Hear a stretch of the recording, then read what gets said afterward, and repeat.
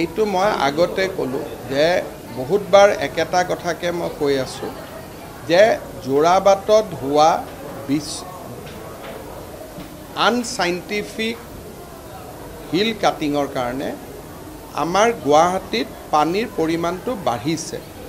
যিসকলে মোক সমালোচনা কৰে তেখেতসকলেও চাব যে পানীটো অকল দিছপুৰ চাৰ্কুলত কিয় হয়। পানীটোতো উজান বজাৰত নহয়, পানীটোতো পল্টন বজাৰত নহয়, পানীটোতো পাণ বজাৰত নহয়, পানীটো অকল দিছপুৰৰ আশে পাশে হয় যিখিনি যোৰাবাটৰ লগত সংলগ্ন।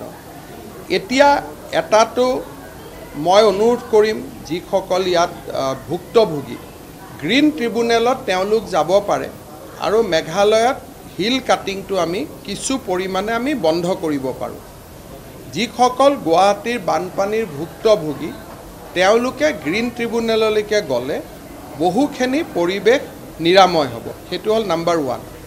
চৰকাৰ হিচাপে আমি এটা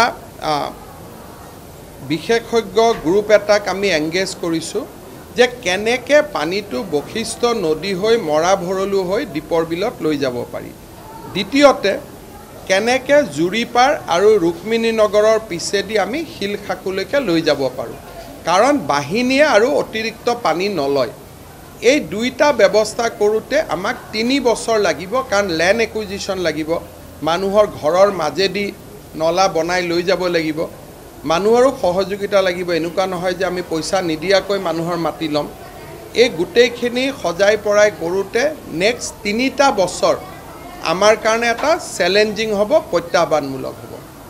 আজিকালি আমাৰ ইঞ্জিনিয়াৰবিলাকে ৰাস্তা চাব নাযায়, ঠিকাদাৰসকলেও ৰাস্তাবিলাক মিস্ত্ৰীসকলৰ ওপৰত দি দিয়ে। মেক্সিমাম মিস্ত্ৰী চৰৰ পৰা আহা, তেওঁলোকৰ কোনো ট্ৰেইনিঙো নাথাকে, পোনে পোনে আহি ইজনক সিজনক দেখাক দেখি কৰি মিস্ত্ৰী হয়। ঠিকাদাৰজনে নাচায়, ইঞ্জিনিয়াৰজনে ছাইডত নাহে। তাৰ ফলত আপোনালোকে দেখিব যে আমাৰ ৰাস্তাবিলাকৰ গাঁতটো মাজত হয়, কিন্তু যদি এটা ৰাস্তা বনায় ৰাস্তাটো হেলনীয়া কৰি বনায়। গতিকে গাঁতটো ছাইডত হ'ব লাগিব, মাজত হ'বই নোৱাৰে যদি কোনোবাই ৰাস্তাটো নিয়মত বনায়। সেইকাৰণে আমাৰ ইয়াত খেলি মেলি আছে।